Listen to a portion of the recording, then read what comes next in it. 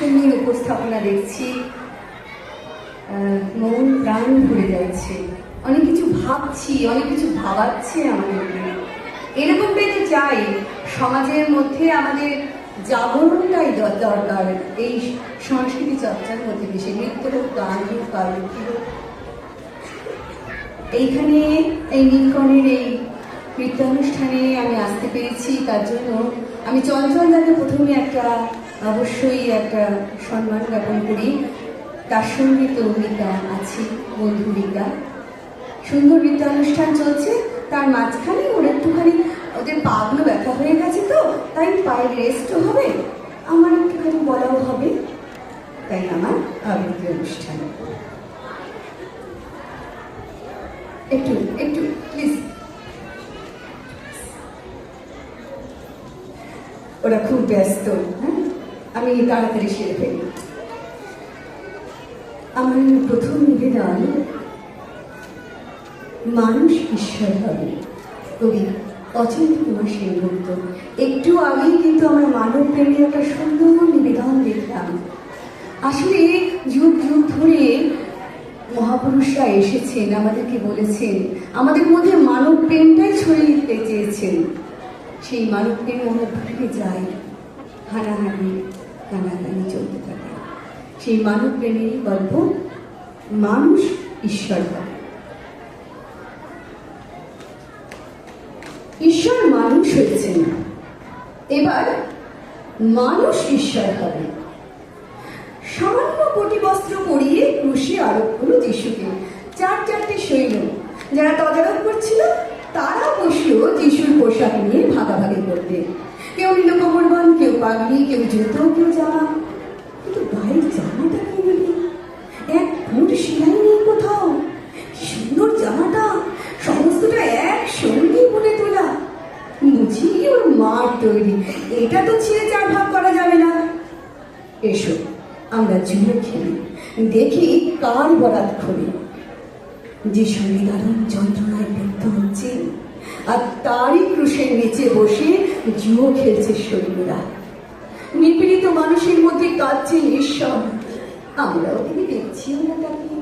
কে কোন ভোগ্য বস্তু আয়ত্ত করতে পারি, তার ফিকিরে বসেছে জুয়ো খেলতে। দুটো চোরের মাঝখানে রাখা হয়েছে যিশুকে। চরম মুহূর্তেও পাপীকে ত্যাগ করেনি যিশু। চরম মুহূর্তেও তিনি পাপীর প্রতিবেশী, একেবারে বাস্তব কাজ করতেন। পাদ্রী, পুরোহিত থেকে পথচারী সবাই গাল দিচ্ছে, কতই তো বলে বেড়াতে তুমি ভগবানের পুত্র। ওই দেখি নেমে এসো ক্রুশ থেকে, পুত্রত্ব দেখাও। আবার বলা বলি হচ্ছে, যদি পুত্র হতো ভগবান নিশ্চয়ই ওকে ভালোবাসতেন, আসতেন সাহায্য করতে। যখন কেউ আসছে না, বোঝা যাচ্ছে ওর বাহাদুরি। ওর বাহাদুরি? যিশু যদি আসতেন কি প্রমাণ হতো? প্রমাণ হতো ঈশ্বর প্রেম ক্রুশ পর্যন্ত যেতে পারে, ক্রুশ অতিক্রম করে যেতে পারে না মৃত্যু পর্যন্ত। যেন যতক্ষণ ক্রুশকে বহন করে আনছে ততক্ষণই প্রেম। যেই ক্রুশে মৃত্যু হলো, যেন প্রেম কোথাও টানা যায় সীমারেখা, বলা যায় এতদূর এতটুকু, এই অবধি।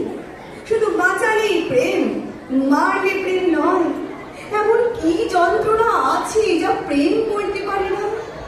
এমন কি লাঞ্ছনা আছে যা পারে না ক্ষমা করতে?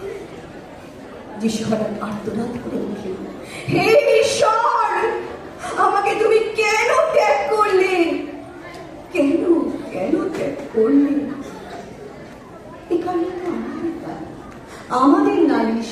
যিশু যদি যন্ত্রণার মধ্যে প্রসন্ন হাসি মুখে বিদায় নিতে নীরবে, আমাদের মনে হতো তিনি ঈশ্বর হয়ে আমাদের ছেড়ে চলে গিয়েছেন। তিনি আর্তনাদ না করলে আমাদের কান্নায় তার কাঁদা হতো না, আমাদের রক্তে ঝরত না তার বুকের রক্ত। মানুষ ঈশ্বরকে হত্যা করল, মানুষকে বাঁচিয়ে দিলেন ঈশ্বর। মানুষ ঈশ্বরকে দিল নশ্বরতা, ঈশ্বর মানুষকে দিলেন অমরত্ব। ঈশ্বর মানুষ হয়েছে, মানুষ এবার ঈশ্বর হয়। আমার দ্বিতীয় নিবেদন আমাদের মতন বোনেদের, যারা সন্তান এবং সংসারকে আগলে রেখে পালন করে আনন্দ খুঁজে তারা কান্না রেখে একটুখানি বসো, দুঃখ ছোলা এক এক করে খোলো, দেখাও তোমার গোপন ক্ষতগুলো, একদিনে গভীর কত হলো। বাইরে খানিক মেলে দাও তো এসব, দুঃখ ছোলা একদম গেছে ভিজে। হাওয়ার একটি গুণ চমৎকার, কিছু দুঃখ উড়িয়ে দেয় নিজে। দুঃখ পোষালে শুভতে দাও স্যাঁতসেঁতে জীবন, রোদের পিঠে আলোর বন্যা হচ্ছে, দেখো নাচছে ঘন বন, সঙ্গে সুখী হরিণ। তুমি হাসো, নিজের দিকে দুচোখ দাও, নিজেকে ভালোবাসো। দুঃখ পোষাবে কবি পশ্চিম বঙ্গাস্ত্রী। এরপরে আরো একটু ছোটদের জন্য, কিন্তু ছোটদের জন্য নয়, একটু ভাবি আমরা তাহলে। হ্যাঁ,